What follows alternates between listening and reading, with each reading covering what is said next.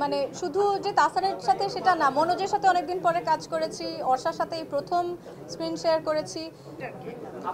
আচ্ছা হ্যাঁ বলেন, প্রশ্ন বলেন। আচ্ছা সরি আমি ইন্টারাপ্ট করে ফেলেছি। সেটা হলো তাহসান ভাইয়ের সঙ্গে আবার আপনি অন স্ক্রিনে আসলেন, এটা কন্টিনিউ করবেন কিনা, আর ইতিমধ্যে আরো কোনো প্রজেক্টে আপনারা দুজন অ্যাড হয়েছেন কিনা?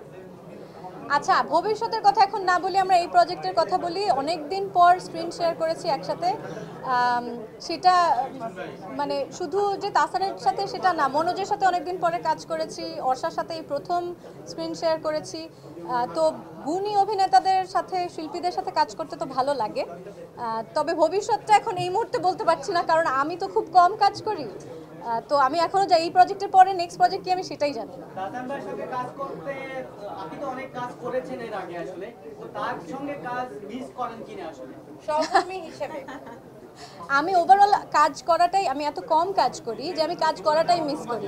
আপনি কম কাজ করেন কিন্তু আপনাকে তবুও একদম গুণবতী অ্যাক্ট্রেস বলা হয়, যে মিথিলার অ্যাক্টিংটা অনেক ভালো অ্যাক্টিং করে, সবাই এভাবে বলে। তো এত ভালো অ্যাক্টিং কিভাবে করেন যেহেতু আপনি কাজ কম করেন? না, অভিনয়টা ভালোবাসার জায়গা থেকে করি, আর কম কাজ করি, আমার মনে হয় সেই জন্যই মনোযোগ দিতে পারি কাজে।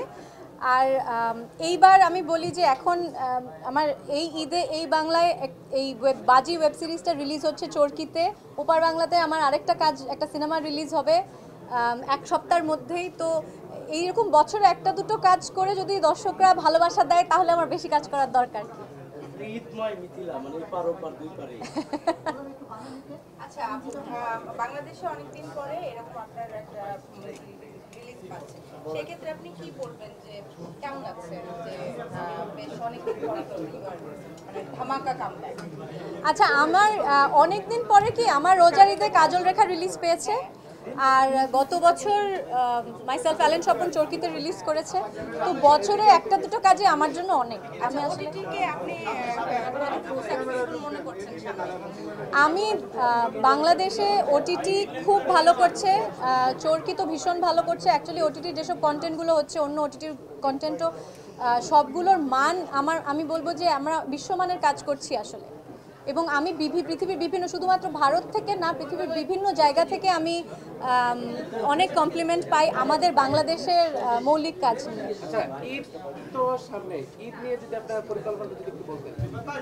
ঈদ নিয়ে সেরকম কোনো পরিকল্পনা এখন আর নেই। ঈদ তো আর এখন আমার জন্য আর সেরকম কিছু মানে ভাবা হয় না। আমার মেয়ের জন্য নতুন জামা, কোথায় বেড়াতে নিয়ে যাবে বা ঈদের ছুটিতে কোথায় যাবে, সেটা ওকে ঘিরেই, আমার মেয়েকে ঘিরেই ঈদটা প্ল্যান করা হয়। নাটক থেকে সরে অনেকে ওটিটিতে চলে আসছে, এক্ষেত্রে আপনি কি বলছেন? আচ্ছা আমি একটু অন্যদের প্রশ্ন নেই।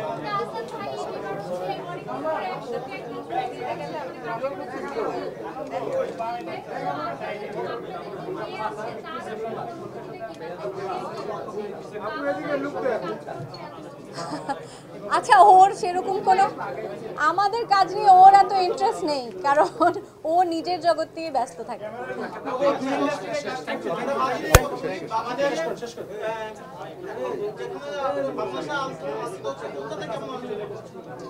যিনি, আমি কলকাতা থেকেও খুব ভালো ফিডব্যাক অলরেডি পাচ্ছি, মানে এখনো তো ট্রেলারই কেউ দেখেনি, শুধু পোস্টার দেখেই অনেকে প্রশ্ন করছে যে এটা কি হচ্ছে, ক্রিকেট নিয়ে কি হচ্ছে, কারণ ওখানেও ক্রিকেট ভক্ত আছে অনেক।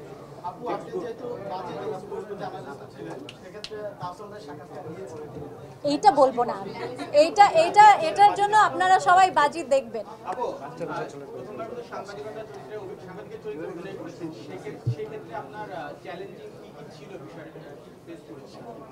হ্যাঁ আমার তো, আমি যেটা বললাম যে চরিত্রটাই অনেক চ্যালেঞ্জিং ছিল। তবে হয় না যে শুধু সাংবাদিক না, এই জিনিয়া, আমার চরিত্রের নাম জিনিয়া, এবং জিনিয়ার একটা পার্সোনাল জার্নিও ছিল। তো সেই সাথে এক প্রফেশনাল জায়গায় অফিসে আসলে কীরকম আচার ব্যবহার থাকে একটা সাংবাদিকের, কলিগদের সাথে কিভাবে ইন্টারঅ্যাক্ট করে, তার ব্যক্তিগত জীবন কেমন হতে পারে, আমি আমার কল্পনার জগতে নিজের মতো একটা ভেবে নিয়েছি। আমার পরিচালক আমাকে কিছুটা গাইড করেছে। এবার বাকিটা এই যে আপনারা দেখলে বুঝতে পারবেন যে কতটুকু পেরেছি। ভাই লাস্ট কোশ্চেন, হ্যাঁ লাস্ট কোশ্চেন, শেষ। সিমিলারিটি যদি বলতে বলি, কমফোর্টের জায়গা বলতে বলি, সবকিছু পরিবেশ সবকিছু মিলিয়ে যদি বলতে বলি, দুইটা কি বলবেন দুইটা ইন্ডাস্ট্রি? আমি এই প্রশ্নের উত্তর আমার মনে হয় অনেকবার দিয়েছি। Home is always home. তো আমার এখানে সবাই পরিচিত, আপনারা সবাই পরিচিত, পরিচালক, কো আর্টিস্ট সবাই খুব পরিচিত। তো এখানে অবশ্যই কমফোর্ট জোনটা অনেক বেশি। আর তবে ওখানেও আমি 3 বছর এই পর্যন্ত যা কাজ করেছি, আমি খুব সুন্দর পরিবেশে কাজ করেছি, সবাই খুব ভালোভাবে অ্যাকসেপ্ট করেছে।